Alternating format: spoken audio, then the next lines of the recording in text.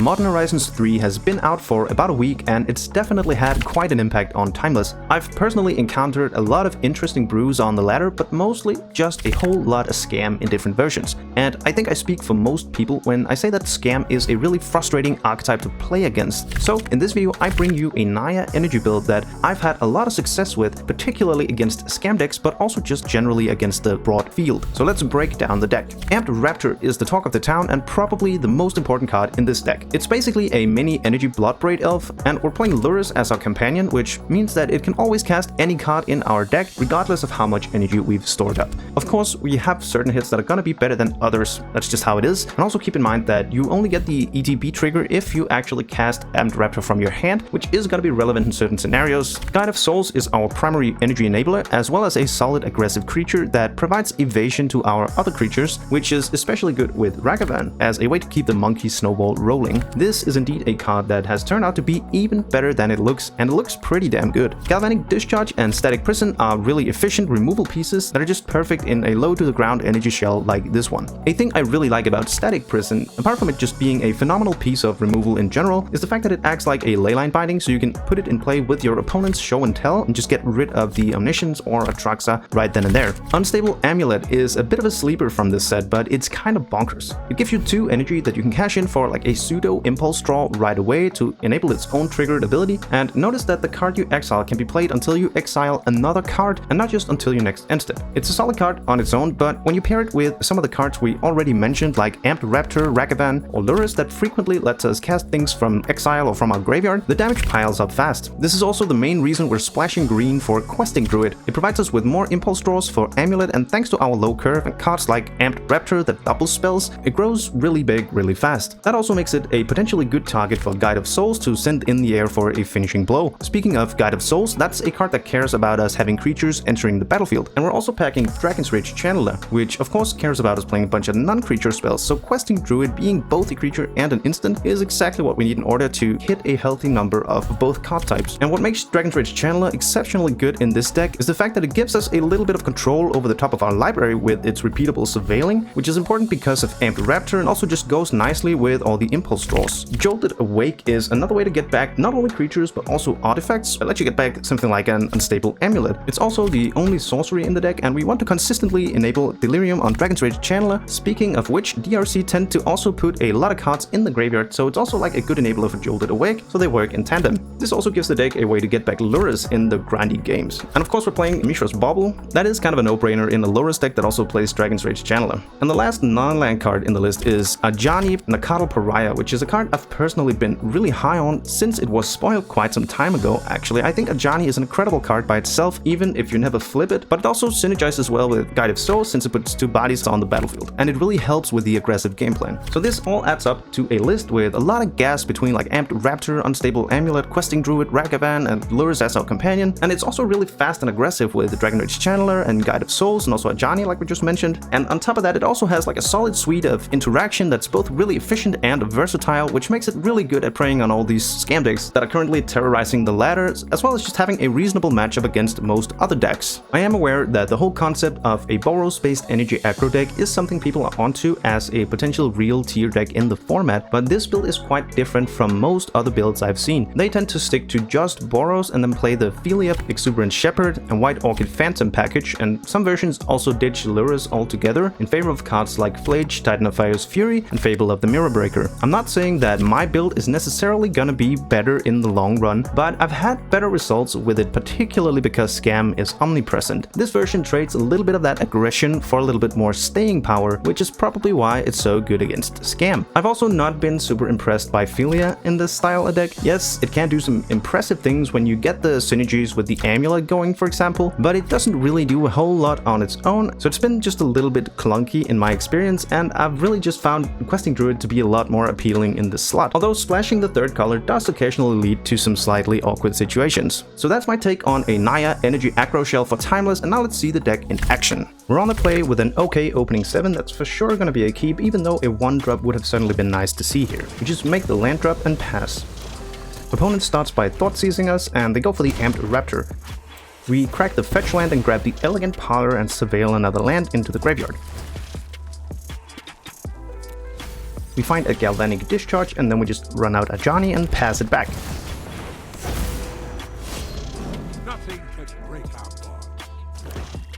Opponent just plays a Bloodghast. This is an indication that we're up against some scam variant that also plays the Vampire package with Sorin Imperious Bloodlord and Vein Ripper. They just ship it back. We find another static prison off the top, and now we might as well just get rid of the Bloodghast with our exile removal to prevent any shenanigans.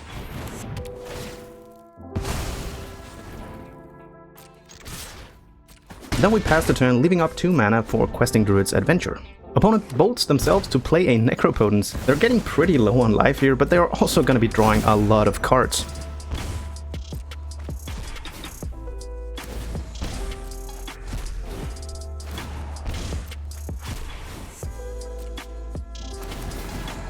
We play the Adventure in the end step as planned, and unfortunately we just find a couple of lands.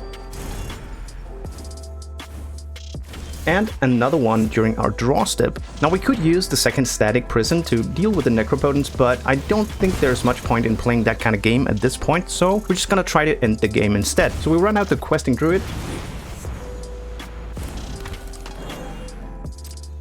And hit them down to 6.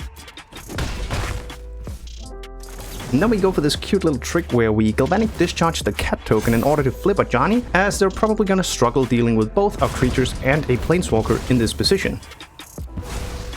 Then we make another cat token with Ajani, but unfortunately we don't have any other red permanents in play at the moment, so no damage. Then we pass the turn. Let fury ignite your heart. Now we see a Grief that's a little late to the party here, but does deal with our second static prison. They follow it up with a Preacher of the Schism, so it's definitely like a Vampire Scam variant. And surprisingly, they start activating Necropotence again, all the way down to 3 life, really counting on this Preacher to keep them alive. We get the turn and top deck a Dragon's Rage Channeler, which is a red permanent, and thus we have lethal with Ajani, which our opponent is aware of, and they just concede the game when Dragon's Rage Channeler hits the stack. Good game, opponent.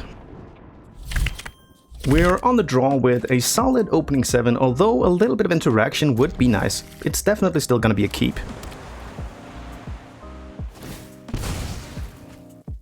Opponent leads with a good old Deathrite Shaman and pass the turn.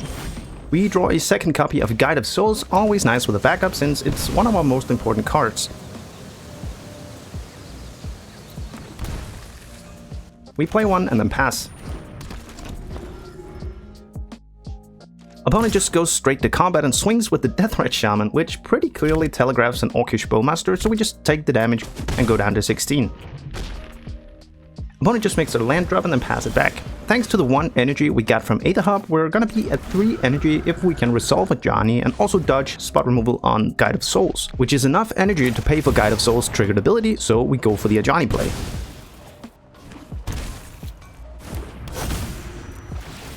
Teamwork triumphs. Opponent responds with a Leyline Binding on our Ajani. We do still get all the triggers and we start beating down and pumping the Guide of Souls as planned. And then we pass the turn.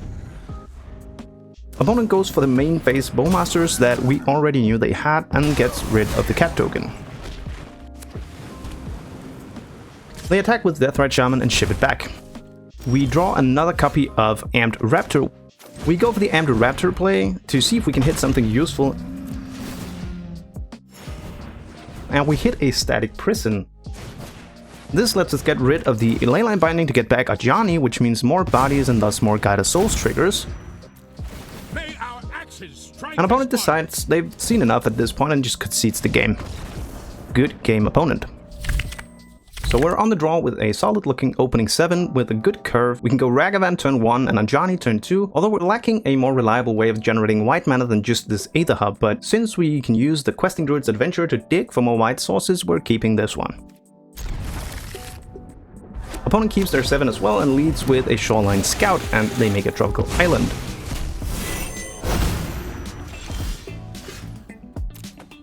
We draw a Static Prison and stick to the plan of going Ragavan turn 1.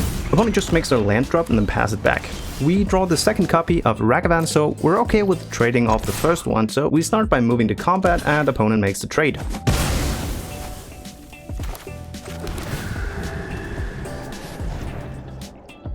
Sticking to the plan, we go for the turn 2 Ajani. And opponent plays a Vodalian Hexcatcher in response. Fight beside me, brother. Again, opponent just makes the land drop and pass it back. Luckily, we find the third land right on time, which makes things a lot less awkward.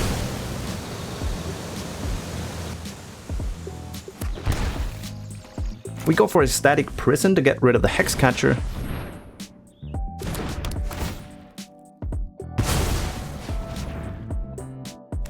And then we dash in the second Ragavan and move to combat. Ajani stays back since we don't want to risk getting blown out by something like a Merfolk Trickster. They flash in another Vodalian Hexcatcher, which they just trade for Ragavan. A fine trade for us in my opinion, considering the amount of gas in our hand. Opponent fetches a Hedge Maze in the end step and surveils a Flare of Denial to the graveyard. Then you just go for the main phase Collected Company and hit a Tishana's Tidebinder and a Shoreline Scout, so not the best of hits for our opponent in this position. Opponent is starting to run out of steam, so it's time to start outvaluing them, so we send the Questing Druid on an adventure and make some decent hits. We use Jolted Awake to get back a Ragavan.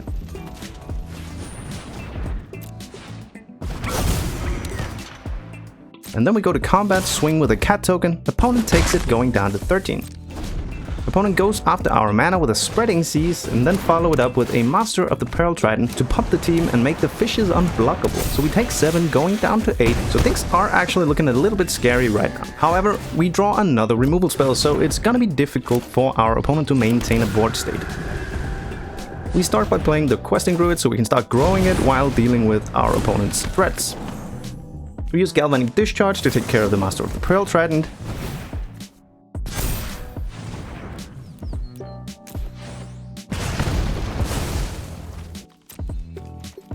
Then we swing with the Cat token and Ragavan, putting them at 9. Ragavan whiffs, although that really shouldn't matter at this point. We might as well just use the Static Prison, get rid of the Tidebinder, and since we're all set with our mana, we use the Treasure token so we don't have to spend any energy.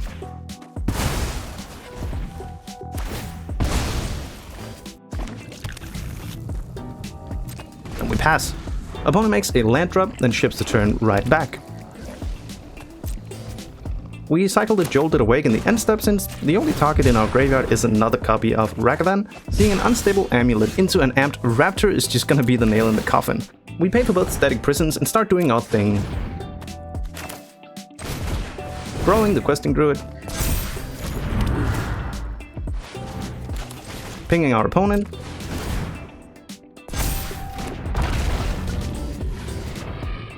And we also find a Dragon's Rage Channeler with the Raptor.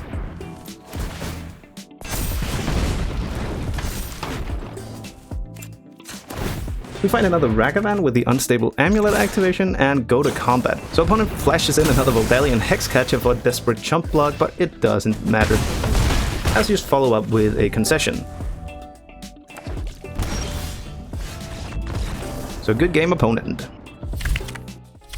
So what can we say about Naya Energy Agro in Timeless? The deck's really good and has a lot of things going for it. I did showcase 3 games where the deck really shined, and it's important to say that sometimes it's slightly more dirtily, but overall I've been really happy with the deck's performance against pretty much the entire field, but especially against scam decks like I mentioned in the intro. I don't really think there are any truly bad matchups, but Titanfield and Omnath Moneypile are probably the decks I've struggled the most against. If I were to make any changes to the list, I'd probably start by testing Ajani in bigger numbers, probably just a full playset, as simply just Legend Ruling is a really clean way to flip him, so hitting the second copy on an amped Raptor is not a problem. Ajani has been consistently overperforming and it never feels bad to draw a copy. I'd also try some number of Inti Seneschal of the Sun, which is an interesting card I've seen people play in these decks. I definitely want to experiment with that moving forward, although probably just a couple copies, since you generally don't want to see more than one in a game and the list is actually really tight. tight. There is also the question of whether or not you should be playing some numbers of the regular removal staples like Lightning Bolt and Swords to Plowshares. I've been very satisfied with Galvanic Discharge and Static Prison, so I don't think they're going anywhere, but maybe Bolt and Swords could be worthy of consideration in the sideboard if you're building a best of 3 version of the deck. Speaking of which, it's important to mention that these games were of course best of 1, and best of 3 is going to be a little bit different. That was purely a content-focused decision in order to be able to showcase the deck against more different decks. I will say that I think this deck gets even better in the best of 3 landscape with access to a sideboard, since it's not like we're gonna end up getting completely hosed by some silver bullet sideboard card. This is just an aggro deck, and we're gonna be able to do that to a lot of the top decks in the format. If I were to jam this list in best of 3, I'd probably start with a sideboard that looks something like this. I'll also include this sideboard in the deck list that you can find down in the description. I want to ask whoever is still with me at this point in the video, do you prefer the best of 1 or best of 3 for these types of videos? There's like pros and cons to both, and I'm actually curious to find out what most of my viewers prefer, so let me know down in the comments. That's it for this one, so thank you kindly for the view, happy scam hunt, and until next time.